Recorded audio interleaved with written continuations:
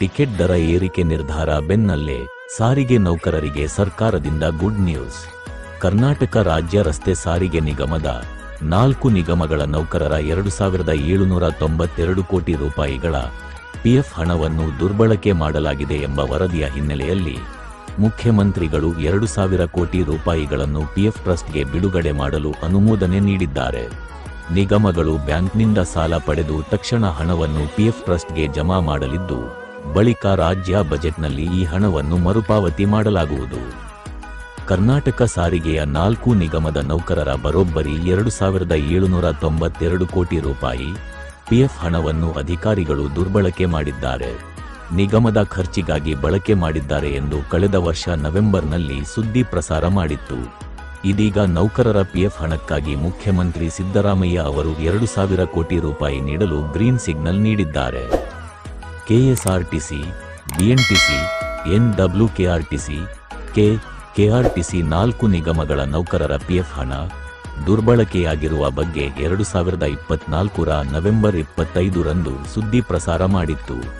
4 ಸಾರಿಗೆ ನಿಗಮಗಳು 2,972 ಕೋಟಿ ರೂಪಾಯಿ ನೌಕರರ ಹಣವನ್ನು ಪಿಎಫ್ ಟ್ರಸ್ಟ್ಗೆ ಜಮೆ ಮಾಡದ ಬಗ್ಗೆ ಸುದ್ದಿ ಪ್ರಸಾರ ಮಾಡಿತ್ತು. ಈ ಸುದ್ದಿ ಪ್ರಸಾರವಾಗುತ್ತಿದ್ದಂತೆ ಎಚ್ಚೆತ್ತ ಸರ್ಕಾರ ಸಾರಿಗೆ ಸಿಬ್ಬಂದಿಗಳ ಪಿಎಫ್ ಟ್ರಸ್ಟ್ಗೆ 2,000 ಕೋಟಿ ರೂಪಾಯಿ ನೀಡಲು ನಿರ್ಧರಿಸಿದ್ದು, ಸಚಿವ ಸಂಪುಟದಲ್ಲಿ ಅನುಮೋದನೆ ದೊರೆತಿದೆ.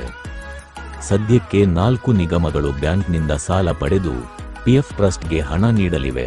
ಬಳಿಕ ಫೆಬ್ರವರಿಯಲ್ಲಿ ಮಂಡನೆಯಾಗುವ ರಾಜ್ಯ ಬಜೆಟ್ನಲ್ಲಿ 2,000 ಕೋಟಿ ರೂಪಾಯಿ ಅನುದಾನ ಪಡೆದು ಅಸಲು ಮತ್ತು ಬಡ್ಡಿ ಸಮೇತ ತೀರಿಸಲಿವೆ.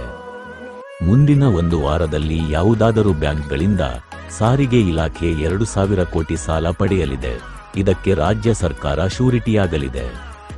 2,000 ಕೋಟಿ ರೂಪಾಯಿನಲ್ಲಿ ಯಾವ್ಯಾವ ನಿಗಮಕ್ಕೆ ಎಷ್ಟು ಹಣ?